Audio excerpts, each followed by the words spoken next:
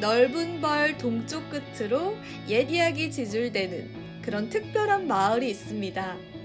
발길 닿는 곳마다 이야기를 들을 수 있는 마을은 우리가 잘 알고 또 전 국민이 사랑하는 이야기죠. 그 순수함에 흠뻑 젖어들 수 있는 그런 이야기를 가득 안고 있는데요.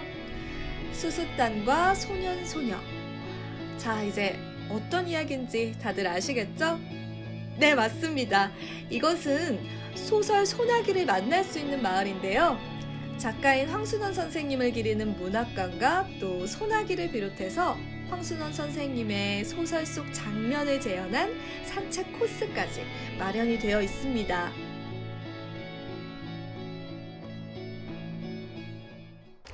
네, 선생님, 저희가 이제 문학관으로 들어왔습니다. 이곳은 어떤 곳인지 설명을 좀 해주실 수 있나요? 네, 이곳은 우리가 소설 소나기 소설로 유명한 황 선생님을 기념하는 문학공간이에요. 황 선생님은 1915년 일제강점기라 그러죠.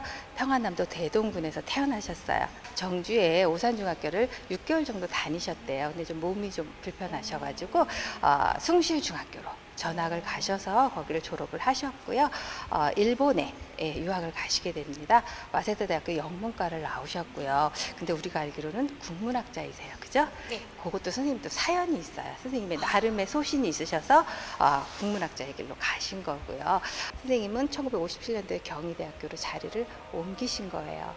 그러니까 23년 6개월을 거기서도 또 평교수로 재직을 하시다가 1980년도에 퇴임을 하시고 2000년도에 돌아가셨거든요. 혹시 관람객분들이 이곳에 오시면 어떤 체험을 할 수 있는지 또 그런 것도 준비가 되어 있나요? 그죠. 여기에 일단 오시면은 밖에 소나기 광장이라 그래요. 오시다가 혹시 수숫단하고 원두막 보셨나요? 봤죠. 네. 그러니까 첫사랑의 소나기 소설 속에 나오는 소년과 소녀가 되셔서 매 정시에 거기서 인공소나기가 쏟아져요. 그러니까 11시, 12시, 1시, 2시 이렇게 실제로 소나기가 내리는 인공소나기가 오는 거죠. 그런 체험도 있고 또 달력 만들기라고 해가지고 강당에서 누구나, 그러니까 예약제예요. 근데 오시면은 내가 뭐 작가가 돼가지고 달력 만들기 체험하는 게 있어요. 그러니까 내가 쓰는 거예요, 내용을. 그림에다가 이런 내용이 있습니다. 소년과 소녀가 만났습니다. 뭐 이렇게 원두막으로 비를 피하면서 뭐 등등 해서 달력을 만들어서 가져가실 수 있는 그런 프로그램도 있습니다. 황순원 선생의 생애와 소설을 비롯한 작품들, 그리고 습작 원고 등을 살펴볼 수 있는 문학관을 먼저 둘러보기로 했는데요. 선생님은 시 104편과 단편소설 104편을 비롯해 중장편 소설들로 우리 문학에 큰 영향을 미친 분이시죠. 그 면모를 이곳에서 확인하실 수 있습니다. 선생님의 작품 못지않게 검소하고 또 올곧았던 성품과 삶 또한 존경을 많이 받았는데요. 그러한 성품과 심지가 녹아들었기 때문에 작품들 또한 사랑받은 게 아닐까 생각을 해봅니다.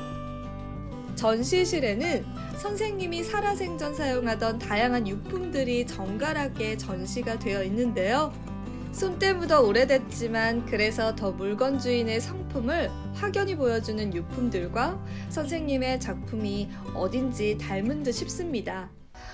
네, 여기 와서 선생님들의 유품을 이렇게 보는데요. 이 면도기에 아주 특별한 사연이 있다고 해서 잠시 멈췄어요. 네네네. 무슨 사연인 거죠? 네, 여기 면도기 같은 경우에는 여기 사모님께서, 선생님 사모님께서 자리 지정을 해주셨대요. 사실 문학과는 안 어울리는데 자리 지정을 해주셨는데, 사모님은 제가 선생님 두 분이 20살에 결혼하셨다 그랬잖아요. 동갑내기가. 참고적으로 말씀드리면 2014년 100세에 돌아가셨어요. 여기 문학관을 다 보고 돌아가셨는데 여기다 좀 놔주세요 라고 하셨대요.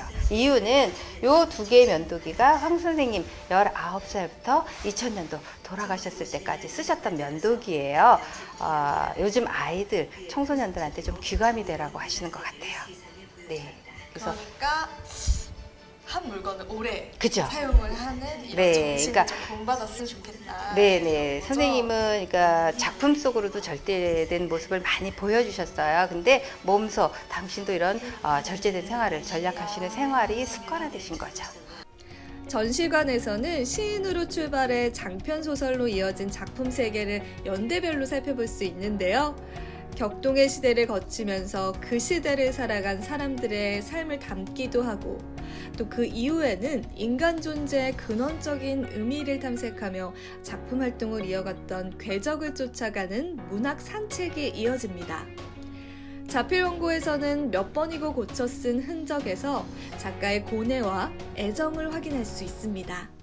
네, 선생님, 이 국민소설 소나기가 처음부터 그렇게 유명한 작품은 아니었다고 하는데 네. 사실인가요? 네, 사실입니다. 선생님께서는 1953년도에 소나기를 쓰셨어요. 쓰시게 된 계기가 전쟁 중이었습니다. 6.25 전쟁 아시죠? 그때 청춘문화사라는 곳에서 의뢰를 했대요. 우리나라가 이렇게 전쟁 중에 국민들의 정서가 피폐되어 있으니까 위로가 되고자 하는 글을 좀 써주십시오 라고 해서 탄생한 글이 소나기입니다. 근데 아세요? 소나기 소설 속의 주인공 이름? 죄송합니다. 없어요. 그쵸, 소년과 소녀잖아요. 그죠.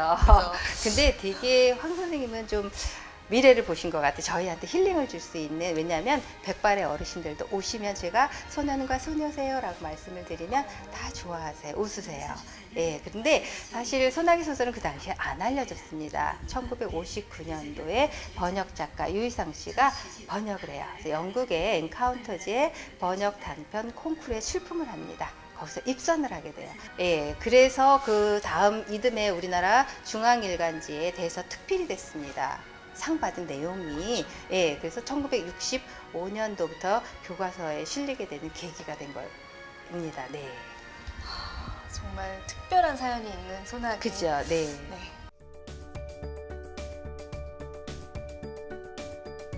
전시관 한쪽에 사용하던 그대로 옮겨온 서재가 눈길을 끄는데요. 서재에는 몇 번이고 읽고 읽어서 낡고 얇아진 책들과 또 주옥 같은 글들이 탄생했을 오래된 책상. 선생님의 사진들이 정리가 되어 있습니다.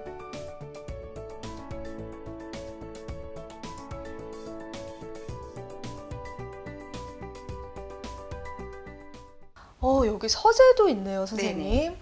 이게 그대로 복원된 서재인 건가요? 네, 이것도 사모님께서 100세까지 사셨기 때문에 그대로 재현을 해놓은 거고요. 옷까지 보시면 아시겠지만 우리는 사실 아실지 모르겠어요. 옛날에 돌아가시잖아요. 어르신들이. 그러면 즐겨 입으시던 옷을 태워드렸어요. 저승길에 입으시라고. 근데 네. 너무 멋있어요. 지금 입어도. 네, 그죠? 어머, 네. 어떻게 이렇게 다 갖고 계셨더라고요. 멋쟁이 네. 같이. 그리고 선생님 체형이 바바리가 잘 어울리셨대요. 베레모가. 바바리 코트를 그 시절에. 네, 황순원 그러면 네, 오. 바바리 코트입니다. 네. 이렇게 서재가 진짜 복원된 소박하죠. 모습 보니까 네, 너무 소박하고. 그러니까 여기 관람객들이 오시면은 사실은 2000년도에 돌아가셨잖아요. 우리가 그렇게 못 살던 시대가 아니에요. 네, 그럼에도. 그래서 예, 오시면은 큰 책상에 등받이 네, 있는 저도 의자 그렇게 등등을 생각했어요. 상상하고 오세요. 근데 아까 면도기 보셨잖아요. 예, 여기 또 상에 얽힌 이야기도 있어요. 상. 여기 선생님 책상이셨어요. 믿기세요? 이렇게 조그맣고 네. 낡은 네. 상이요? 평생 저기서 그 수많은 작품들이 탄생을 한 겁니다. 요 상 전에 어떤 상을 쓰셨냐면 병풍 옆에 분홍색 상 보이시죠? 70년경에 쓰셨던 옛날 저거에 밥상이었어요. 어머. 저 뭐라고 불렀는지 아세요? 모르겠어요. 써본 모르셔야 적이 돼요. 없어요. 옛날 할머니들은 아실 거예요. 호마이카 상이라고 불렀었어요. 일본말. 네, 그죠. 일제강점기. 네, 근데 그거를 제가 말씀을 드리면 어르신들 오신 무릎을 탁 치세요. 맞다, 그런 말 있었지라고. 근데 그게 70년경에 이게 다리가 접었다 폈다 하는 거예요. 망가졌어요. 그래서 테이프를 붙여서 썼습니다. 근데 제자가 서재에서 담소를 나누고 있는데 찌그덕찌그덕 소리가 난 거예요. 그래서 우리 선생님 책상을 하나 바꿔드려야 되겠다. 그래서 만들어서 드린 거예요. 근데 제자도 한치 앞을 못 봤겠죠. 설마 내가 만들어 드린 걸 평생 쓰시려고? 밥상하고 똑같아요, 사이즈가. 보시면 아시겠지만. 그래서 이제 선생님은 또 어떠셨겠어요? 제자가 만들어 준 거잖아요. 함부로 버릴 수도 없고 너무 소중했던 거예요. 제자 마음을 아시니까. 그래서 평생 저 작은 책상에서 글을 쓰신 겁니다.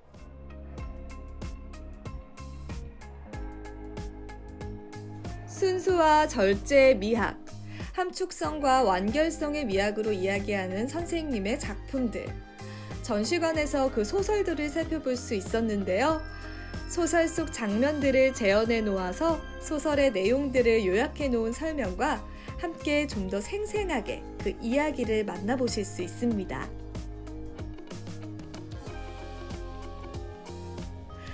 격동의 시대를 담담하고 아름답게 승화시켰던 소설들. 간결하면서도 세련됐고 또 군더더기 없으면서도 깊은 여운을 남기는 이야기들이 눈앞에 연이어 펼쳐집니다. 그 중에 가장 널리 알려진 소설은 역시 소나기죠. 순수의 결정체와도 같고 또 우리 한글의 아름다움이 살아있는 보석 같은 소설을 특별하게 만날 수 있는 곳입니다.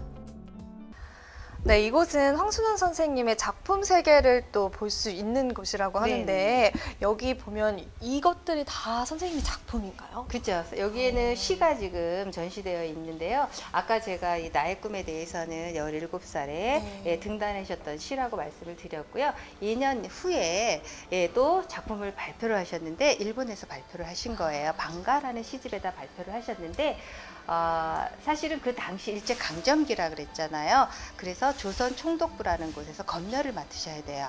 근데 안 맡은 거예요. 그래서 선생님은 29일간 구류 생활을 하셨습니다.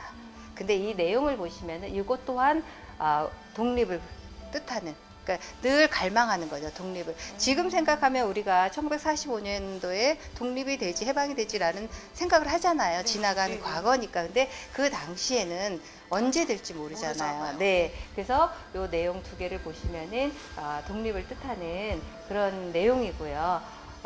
이렇게 옛사랑 보면 니마 이렇게 있죠. 이게 나라를 부르는 겁니다. 나라를 네네. 그래서 방가라는 뜻이 고성방가를 줄인 거예요. 고성방가가 뭘까요? 알죠, 네. 외침. 소리 지름. 네, 나는 독립을 외칩니다.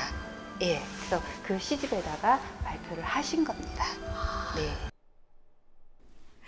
오늘 유난히 교실에 앉을 기회가 많네요. 하지만 이곳에서는 졸음이 찾아오지 않을 거예요. 소설 소나기를 영상으로 감상하실 수가 있거든요.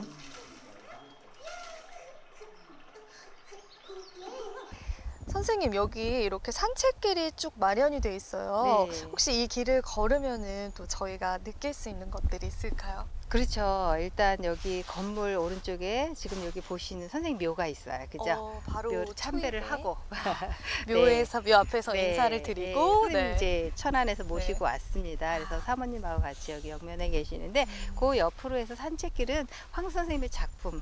그래서 제목을 조금씩 따와서 잠시 쉬어갈 수 있는 쉼터로 만들어졌어요. 그래서 이 언덕을 살짝 돌아서 저 광장 쪽으로 나오실 수가 있는데요.